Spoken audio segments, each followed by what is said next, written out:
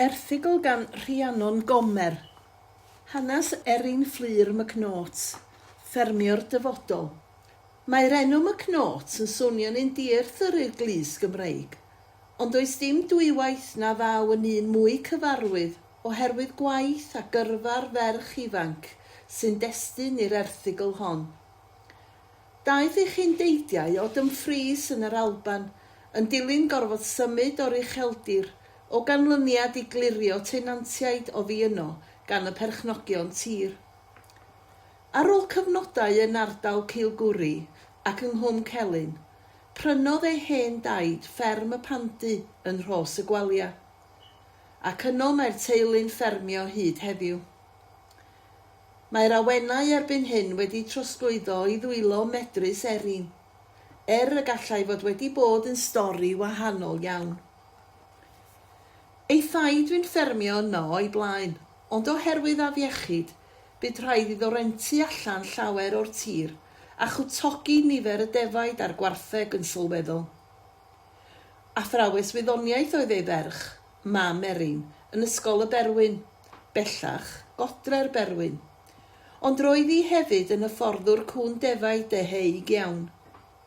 Yn wir, hi oedd y ddynes gyntaf i gynrychioli Cymru mewn treialon cŵn defaid rhyngwladol, ac yn un i ddal ei thir mewn camp lle roedd dynion wedi arfer bod y ceiliogod ar ben y domen. Mae'r gwydnwch yma'n rhan o'i chynhysgiaeth i'w phlant, ynghyd â'r diddordeb ar awydd i hyfforddi cŵn defaid. Y bedwaredd genhedlaeth o ddwy ochr y teulu fi'n gwneud hynny. Roedd Erin wrthi o 10 oed gan drin cŵn ei mam, ond mynnodd yn 40 oed cael ci ei hun. Eithant am wyliau i Iwerddon a dychwelyd gydag aelod newydd o'r teulu, sef ei gas cyntaf, Moxie. Roedd y cyswllt rhyngddon ni'n reddfol o'r eiliad gyntaf, meddai Erain, sy'n cael ei brofi gan y ffaith fod Erin a Moxie wedi ennill treialon yn Llanwddyn o fewn wythnos i'w phrynu. Yn 25 oed, enillodd Erin y wobr am yr hyfforddwr ifanc gorau yn rheialon rhyngwladol cŵn defaid 2019, ac yn un o'r ddeuawd gododd gwpan One Man and His Dog y flwyddyn ganlynol gyda Sam y ci. Y peth hanfodol wrth hyfforddi cŵn defaid ydy creu perthynas glos rhwng y ci a chithau. A'r unig ffordd i feithrin hynny ydy treulio amser efo nhw'n gyson, meddai. Cafodd y gorchestion yma gryn dipyn o sylw ar y cyfryngau Cymraeg a Saesneg, a bu ar amryw raglenni fel Ffermio, Cefn Gwlad, Blue Peter, Country File a Love Your Weekend efo Alan Titchmas. Chafodd i ddim trafferth i fwynhau'r profiadau amrywiol yma, yn rhannol, mae'n siŵr, am ei bod yn un mor gyfforddus yn y ddwy iaith, oherwydd bod y Gymraeg a'r Saesneg yn gyfartal yn ei magwraeth. Yn ystod yr un cyfnod, yn fyfyriwr tawel ac ymroddgar, cafodd Erin ganlyniadau ardderchog yn ei haroliadau, ser wrth bron bob un o'i 12 pwnc y cau, ac a seren a chlod uchel yn y chweched dosbarth. Syndod i bawb felly oedd deall nad oedd am fynd ymlaen i'r brifysgol, ond yn hytrach aros gartraf i ffermio gyda'i thaid. Roeddwn ni'n berson awyr agorad erioed, wrth gwrs fy nhaid ers pan oeddwn ni'n fach, yn dangos anifeiliaid ynghylch y farchnad ar ei ran yn fy arddegau, ac wrth gwrs yn gyfarwydd iawn ar gymdeithas amaethyddol oherwydd y treialon cŵn defaid. Roedd Erin yn hapus ei byd yn gwneud y penderfyniad iawn ac yn llawn cynnwrf ac optimisaeth wrth gymryd yr awennau gan ei thaid. Roedd yntau yn groes i'r syniad fod ffermwyr hŷn yn gyndyn o llwng gofal, yn barod iawn i roi rhwydd hynt iddynt datblygu'r fferm yn ôl ei gweledigaeth ei hun, ac efallai'n amheus o'i phenderfyniadau ar rai adegau. Erbyn hyn, dan ei hwsmonaeth, mae'r fferm 250 acer yn cynnal 400 o ddefaid, defaid Cymreig a Texels, a magu 40 o loi. Meddai Erain, mae ffermio'n da byw yn golygu rhoi pwyslais ar gynhyrchu anifeiliaid o safon yn hytrach na chanolbwyntio ar gynyddu'r nifer. Rhaid bod yn barod i fod yn hyblyg mwyn gwella a bod yn broffidiol. Ei hawdd i ymestyn a datblygu ei haddysg fi'n gyfrifol am ei phenderfyniad i wneud gradd prifysgol agored mewn deiryddiaeth a gwyddorau naturiol yn 2022. A'i bod bellach yn gwneud gradd meistr mewn amaethyddiaeth gynaladwy.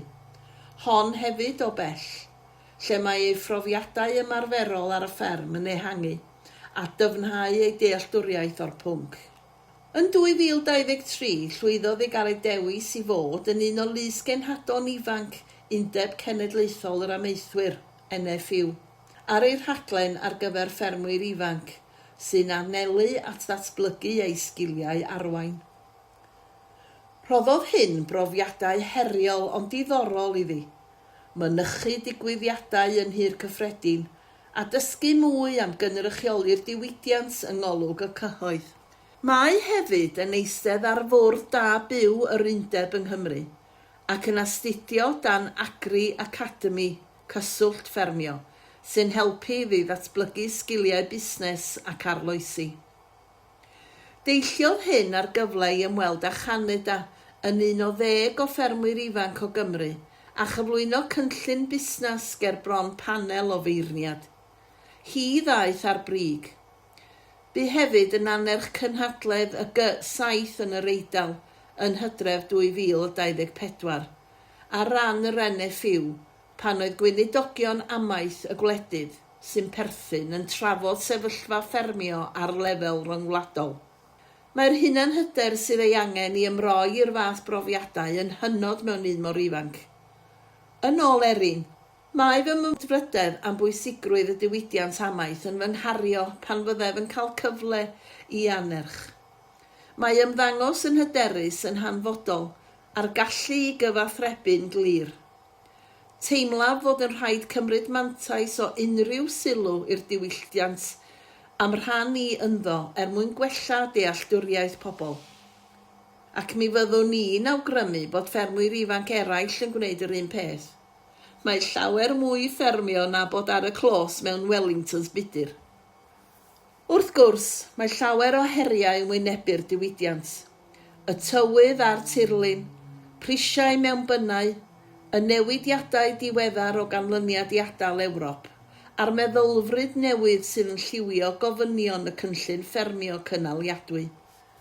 Mae Elin yn angerddol am yr angen i godi ymwybyddiaeth pobl a phlant am ffermio, ei effaith ar yr amgylchedd ac ar yr iaith Gymraeg yma yng Nghymru a'r cyfleoedd sydd ar gael. Bu'n gweithio gyda NFU Cymru i lunio a ffilmio gwersi byw fel rhan o'r cwricwlwm addysg newydd, sydd eisoes wedi cyrraedd dros 20,000 o ddisgyblion a 400,000 o blant drwy Brydain.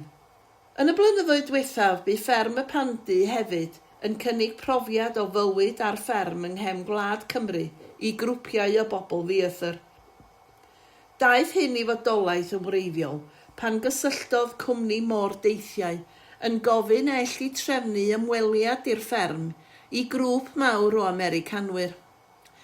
Mae'r ymwelwyr erbyn hyn yn cyrraedd o 4 ban byd, yn cael cyfle i ddod i ddeall mwy am ffermio yng Nghymru, yn dysgu am nodau clust a gwlân, cynefin a llinach, yn gweld sut mae ci yn hel defaid dan reolaeth aelod o'r teulu, ac yn cael blasu te a chroeso Cymreig dan ofal nain Elin, Elin McNaught. Mae'r Pandy Farm Experience ar gael yn rheolaidd bellach rhwng Mai a Hydref ac yn sicrhau ffynhonnell defnyddiol o incwm i Elin. Fel petai hyn ddim yn ddigon o goflaid i un person, mae Elin hefyd yn is-gadeirydd cangen meirionydd o Undeb Cenedlaethol yr Amaethwyr. Ymhen 2 flynedd dwi'n gadeirydd gyda'i gyfrifoldebau ychwanegol. Ond does gen i ddim amheuaeth fod ysgwyddau Erin yn ddigon llydan i gymryd at y swydd gydag arddeliad. Nid yw Elin Fflur McNaught yn berson tal, mwy na finna, ond mae hi'n ferch a hanner, yn gyfrifol, synhwyrol ac ymroddgar, yn llawn egni a gweledigaeth. Ysbrydoliaeth i lawer rwy'n sicr.